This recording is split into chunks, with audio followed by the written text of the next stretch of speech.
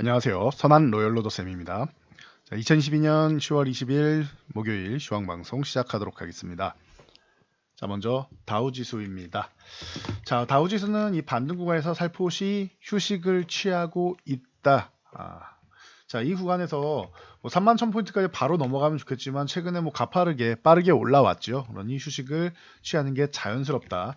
30,000포인트 위쪽에만 유지해주면은 전혀 걱정이 없다. 31,000까지 넘어가면은 뭐 아예 뭐 조정이 뭐 거의 마무리되는 단계의 수준이다라고 말씀드렸습니다.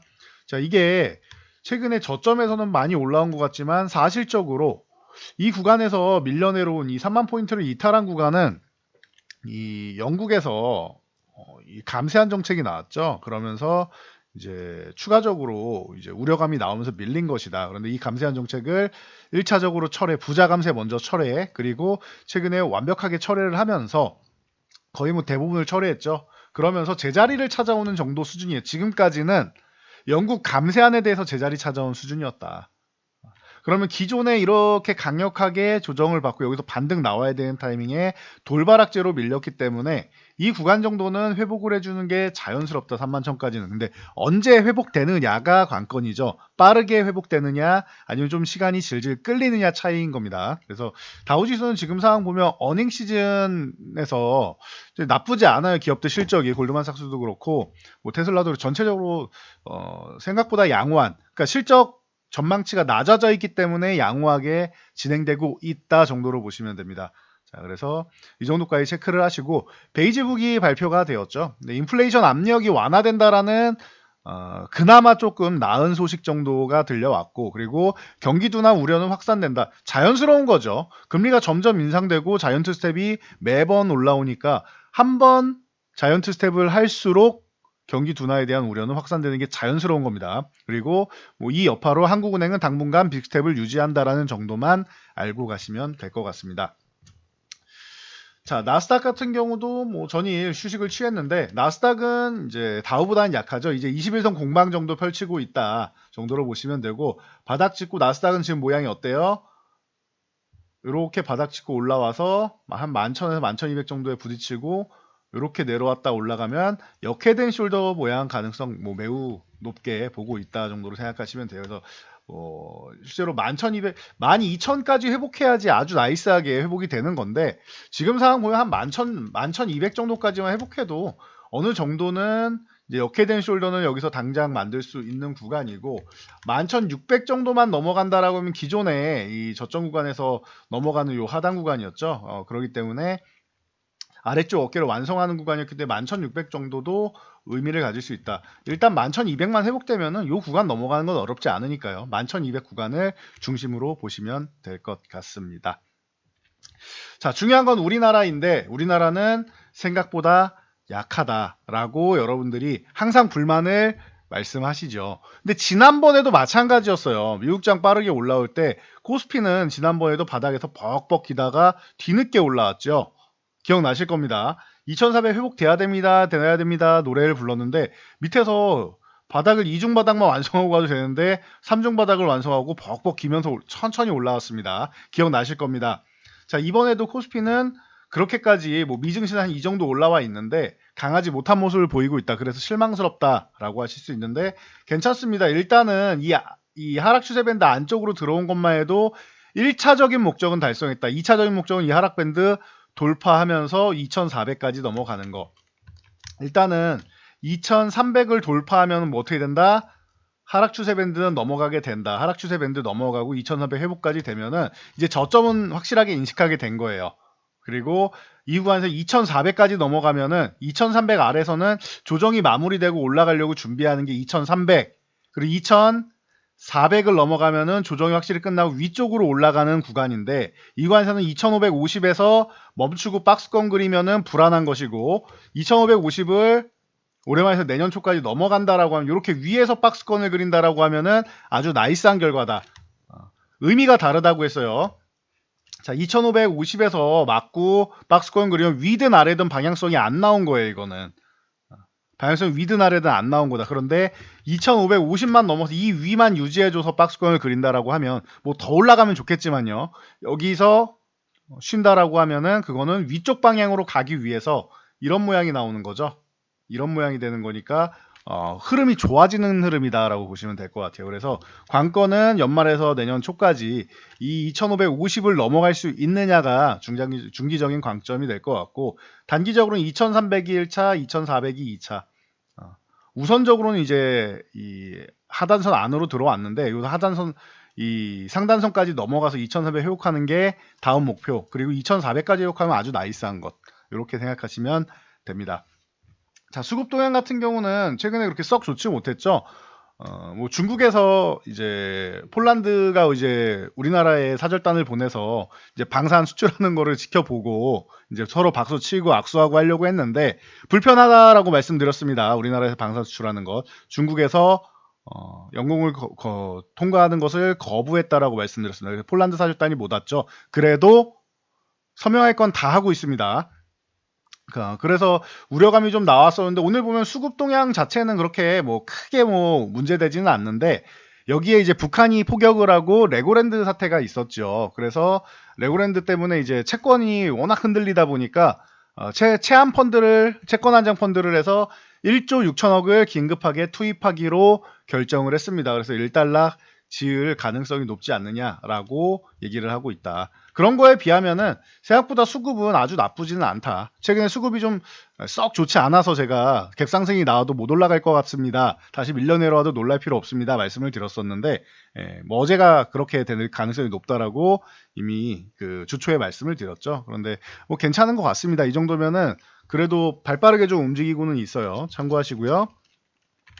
지수총 상위주들 보면은 삼성전자 같은 경우는 아직까지 뭐 이 기술적 반등 구간에 놓여는 있는데, 삼성전자는 여기서 어깨 하나 횡보하면서 만들고 내려왔다, 여기서 횡보하면서 어깨 만들고 여기 넘어가면은 한 62,500원 정도? 일단은 이렇게 반등 가능성이 있다. 57,500원 넘어가면 62,500원이니까요. 5,000원 단위죠. 그 다음에 67,500원, 이런 식으로 이제 여러분들이 형성을 하면서 반등이 요 짧게 나올 거냐, 한 번 더 나올 거냐, 2단 반등이 나올 거냐, 이 차이 정도라고 생각하시면 될 것 같아요. 그래서 기술적 반등 구간이고, 삼성전자보다는 조금 더 뭐 EUV 공정이든 아니면 파운드리 쪽이건 여러분들이 지금 볼 때 불안하다 싶으면은 불안한 쪽을 제외하고 나머지를 보는 게 낫다 라고 말씀을 드렸죠. 기존에 쇼티지 나는 쪽들 관련해서 이제 전력 반도체나 이제 소켓, 그리고 뭐 패키지, 그리고 기판 이런 쪽을 보셨다라고 하면 지금 EUV 쪽을 보시는 게 맞지 않나, 이렇게 말씀을 드리고 있습니다.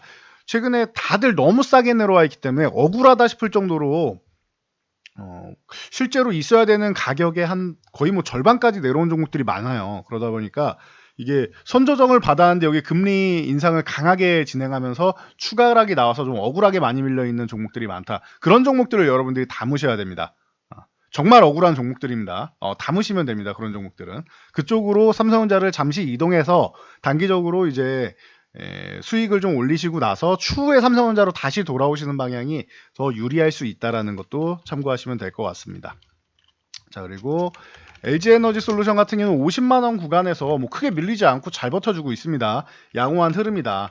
이 양극재 쪽에서 에코프로비엠이나 LNF가, 에코프로비엠은 뭐 11만원도 아직 못 넘어갔고, LNF는 20만원 넘어와 있는데 넘어간 다음에 쉰다. 그럼 LNF는 이렇게 20만원 쪽으로 붙어줄 땐 기회가 되는 거고, 에코프로비엠은 11만원 넘어갈 때 보는 거다라고 보시면 되고, 이 중에서 제일 좋은 거는 포스코 케미칼이다라고 누누이 말씀드리고 있습니다. 미국에서 IRA법이 이제 중국 관련돼서 원자재도 중국에서 못 쓰게 하는 것이죠. 그러니까 에코프로비엠 같은 경우는 뭐 지금 현재 시총 1위고 우리나라 양극재 1위라고 해도 중국 자원을 좀 가져다 쓰는 게 있기 때문에 좀 상당수 있습니다. 그렇기 때문에 뭐 리튬이던 아니면은 소재건 가져다 쓰는 것들이 있기 때문에 에코프로비엠보다는 좀 최근에 좀 약했죠. 에코프로비엠이 아직 11만원도 못 넘어가는 거 보면은, 기준가가 에코프로비엠이 11만원이고 LNF가 20만원인데 LNF는 넘어와 있고 에코프로비엠은 아직 못 넘어와 있죠. 한번 저항받고 쉬고 있죠. 넘어가긴 할 거라고 봅니다. 넘어는 가는데 LNF보다 약해졌잖아요 지금. 언제부터? 이게 올해 중순부터 약해졌어요. 인플레 억제법 얘기 나오면서부터 계속 약해지고 있는 거 아닙니까?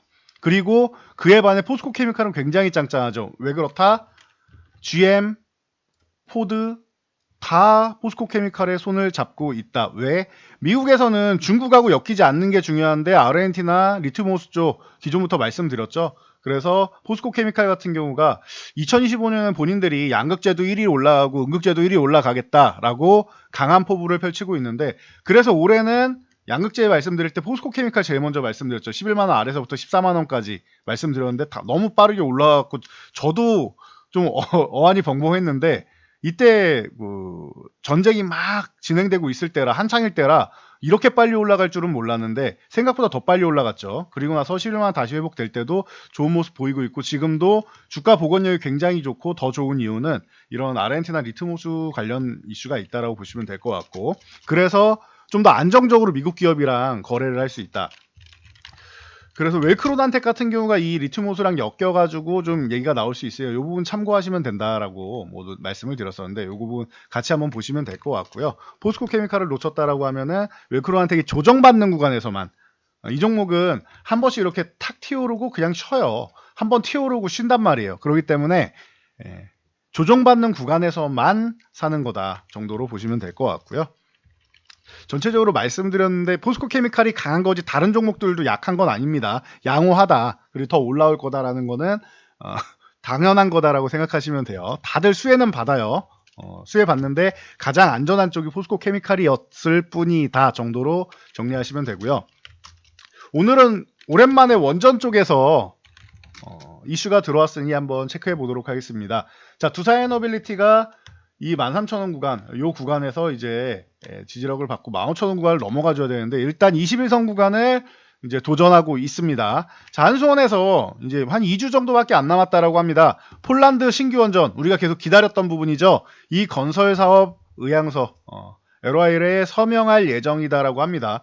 그래서 이 폴란드에 이제 그 갈탄 발전소를 2024년 말에 운영 중단한다라고 해요. 그래서 해당 부지에 원전 건설하는 거 이미 알려져 있던 사실이지요. 그래서 여러분들도 폴란드, 체코, 사우디에 원전 수주하는 부분에 대해서 계속 관심을 갖고 계셨을 거라 생각합니다. 그래서 이 부분을 체크해 보니까 이미 4월에 사업 제안서 제출한 거 알려드렸죠. 자, 이 가압 경수로 쪽으로 진행을 하는데 6기 중에서 6개 중에서 우리가 한 2개 정도는 2기 정도 우리가 수주하지 않겠느냐. 그럼 한 10조 원이 넘습니다, 이게.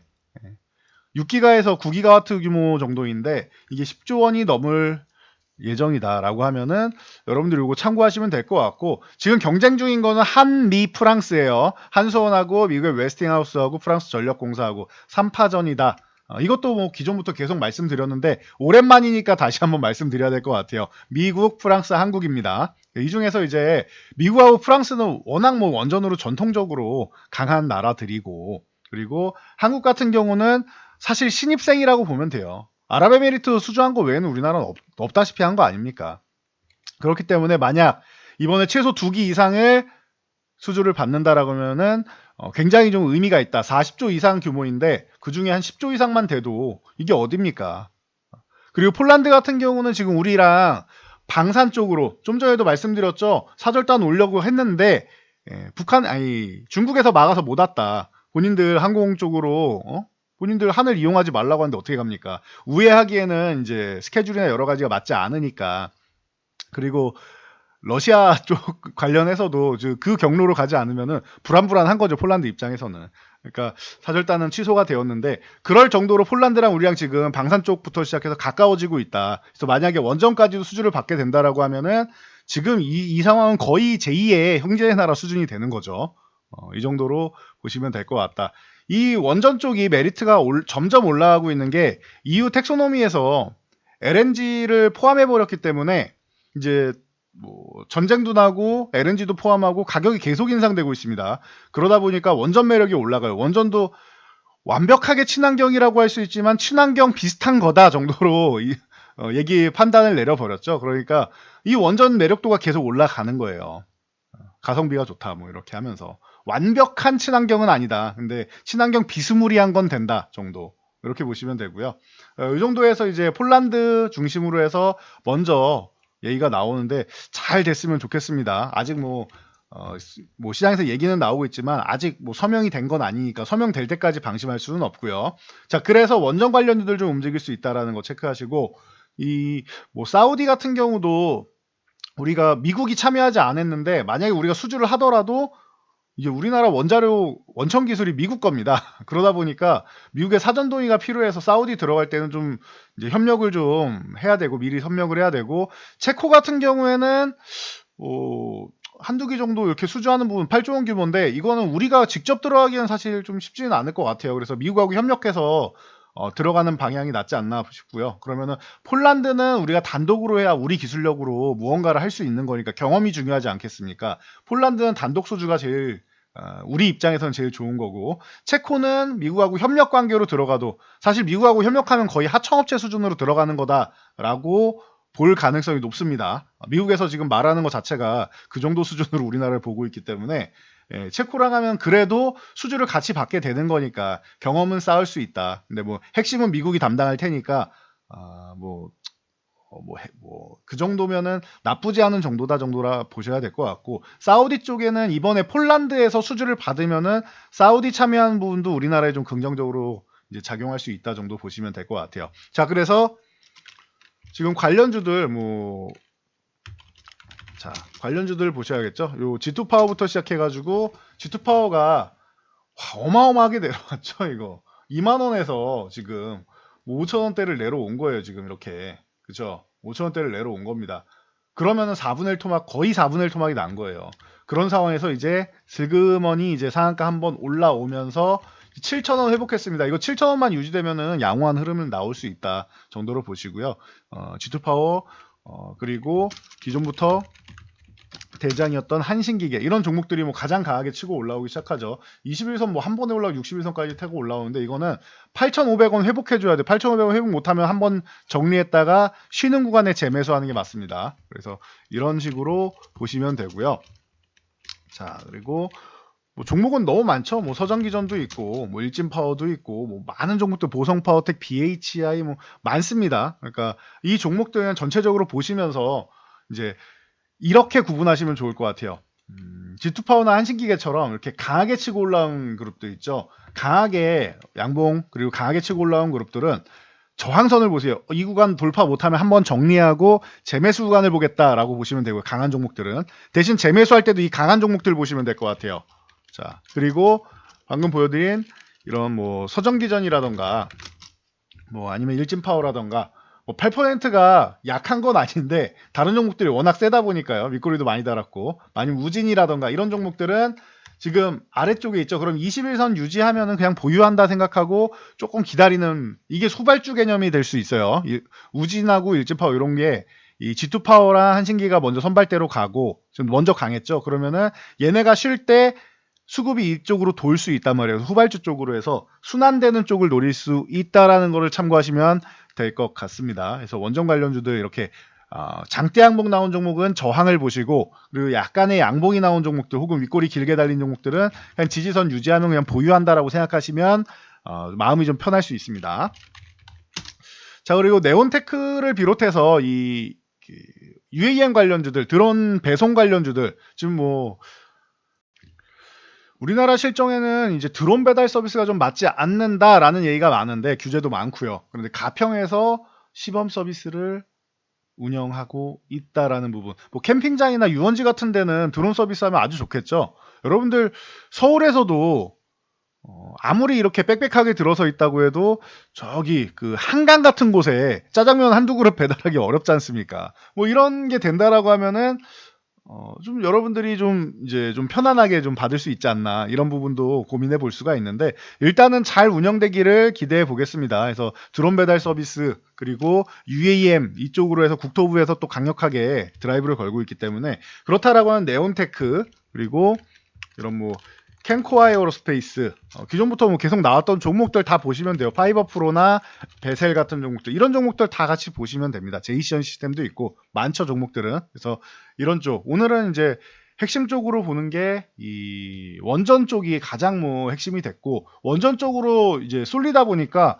오늘 사실 UAM 쪽이 움직였어야 되는데 좀 덜 움직였다라는 거 참고하시면 될 것 같아요. 자, 그리고 이제 2차 전지 관련주는 테슬라가 생각보다 나쁘지 않습니다라고 말씀드렸는데 예상치보다 하회한 건 맞아요. 그렇기 때문에 뭐 살짝 매출액이 하회했기 때문에 살짝 2차 전지주들은 쉬어가는 흐름 정도 만들었는데 LG에너지솔루션 보시면 알겠죠? 거의 안 밀렸습니다. 양재 기업들이나 조금 밀리고 했지 거의 안 밀렸습니다. 이건 레고랜드 영향력으로 해서 시장에 투심이 좀 악화되면서 밀린 거지 이 업황 자체의 문제가 아니다. 그럼 오늘 시장 하락한 거 크게 걱정할 거 없고 저 부분이 안정화된다라고 하면은 뭐 증한 체한 펀드가 나오면서 안정화된다라고 하면은 오히려 추후에 우리가 미국 시장 올라갈 때 못 올라갔던 거는 추후에 다시 한번 회복이 된다라고 보시면 됩니다. 그래서 조금 더 우리는 이제 올라갈 때 항상 이렇게 늦어요. 뭔가 악재가 있으면은 계속 못 올라가게 누르고 피곤하게 하고 여러분들 지루하게 만들고 하는데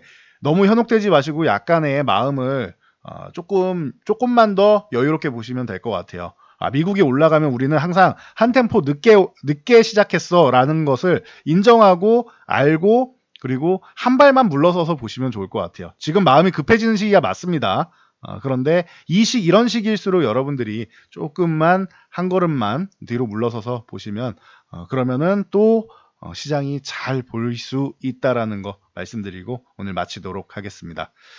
자, 영상이 도움되셨다면 여러분들 주변 분들께도 저희 채널 추천 한번 부탁드리고요. 영상 잘 참고해서 모두 안전 투자하시기 바랍니다. 자, 좋아요 하나씩 눌러주시면 감사드릴게요.